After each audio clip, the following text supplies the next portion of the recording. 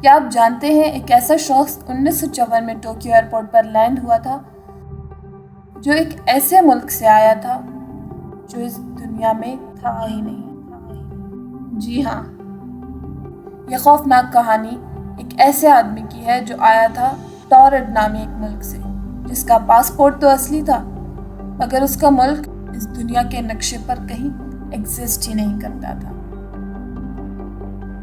جولائی 1954 کے ایک گرم دن پر جب ٹوکیو جاپان کے ایئرپورٹ پر ایک یورپین لکنگ آدمی اترتا ہے جو بزنس سوٹ میں تھا اور کانفیڈنٹ تھا، بالکل ایک نارمل آدمی لگتا تھا۔ امیگریشن آفیسرز اس کا پاسپورٹ مانگتے ہیں۔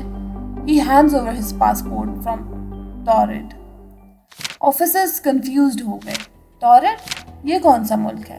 انہوں نے گلوب چیک کیا، میپس دیکھے، کوئی ملک ٹورنٹ نام کا ایگزسٹ ہی نہیں کرتا۔ لیکن the man insisted کہ ٹورنٹ ایک ریئل کنٹری ہے۔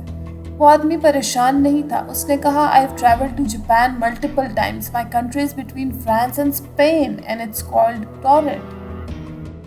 آفیشلز نے کہا آپ انڈورا کہنا چاہ رہے ہیں شاید، مگر اس نے غصے سے کہا no, Toronto has existed for over 1000 years۔ اس کا پاسپورٹ اوریجنل تھا، ویزا اسٹیمپس ریئل تھے، even his business documents were perfectly valid and companies existed۔ The authorities got nervous۔ ایسے لگ رہا تھا جیسے یہ شخص کسی alternate reality سے آیا ہو۔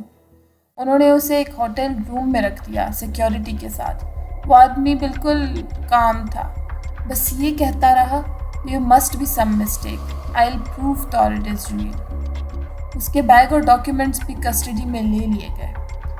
اینڈ دین اگلے دن جب آفیسرز اسے اٹھانے گئے، کمرہ خالی تھا، نہ کھڑکی کھلی تھی نہ دروازہ، سیکیورٹی گارڈز نے کچھ نہیں دیکھا، وہ آدمی ہوا ہو چکا تھا۔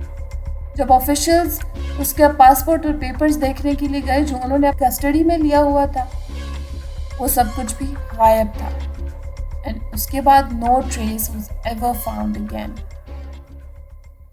تو وہ تھا کون اور ٹورنٹ کیا تھا؟ کیا یہ شخص کسی پیرالل یونیورس سے تھا؟ کیا وہ ٹائم ٹریولر تھا یا صرف ایک سائیکولوجیکل ٹرک؟ کوئی نہیں جانتا، لیکن ایک بات پکی ہے، The Man from ٹورنٹ اب بھی دنیا کی سب سے عجیب مسٹریز میں شامل ہے۔ ایک کہانی جو اتنی ریئل لگتی ہے کہ جھوٹ نہیں لگتی، اور اتنی ویئرڈ ہے کہ سچ بھی نہیں لگتی۔ آپ کا کیا خیال ہے؟